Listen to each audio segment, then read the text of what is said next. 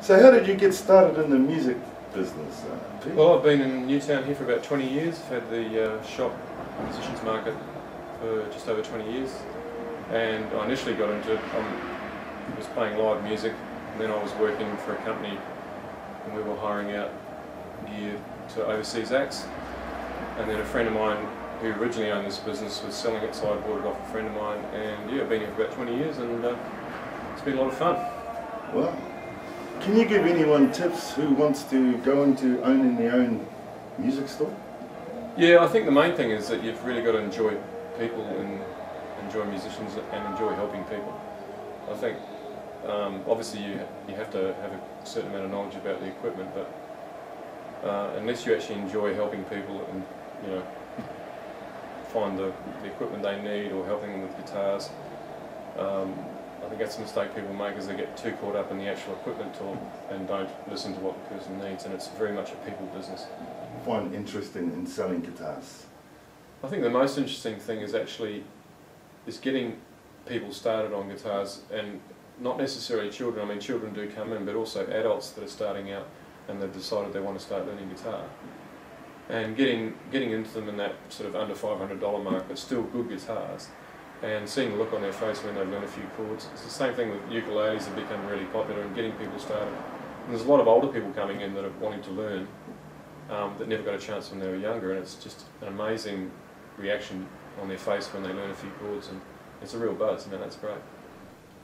Apart from the music store, what do you do as a musician?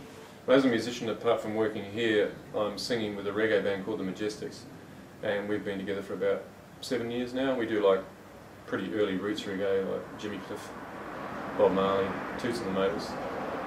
And the band's made up of guys from different backgrounds, and we put it together basically to do sort of 1 gig a month. And it's been a bit of a social outing, and it's been a lot of fun. Really enjoy that, and also I've got a trio, an original trio. We're sort of doing like folk crossover stuff, and I'm playing guitar in that band. We've got a drummer and a bass player. And we just do cafes and small hotels. And yeah, it's a real blast. It's great. 20 years in the music business. What was your most fondest memories? Well, I often get asked to try to recount some of the things that have happened over the last 20 years in the shop, and we've had some really very Spinal Tap moments that have happened from time to time. It's been really a lot of fun.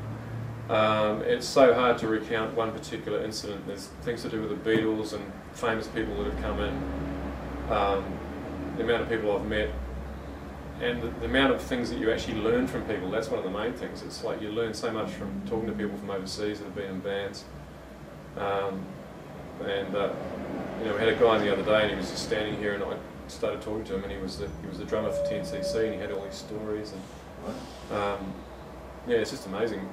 And even the people that from well-known bands in Australia that you get to meet after you've people from Midnight Oil and various other bands that come in, they're really, really great people, and it's an honour to sort of meet them and get to know them really well. So it's a hard question to answer. It's been a fantastic time, and it's gone very fast. You are my sunshine, my only sunshine. You make me happy when skies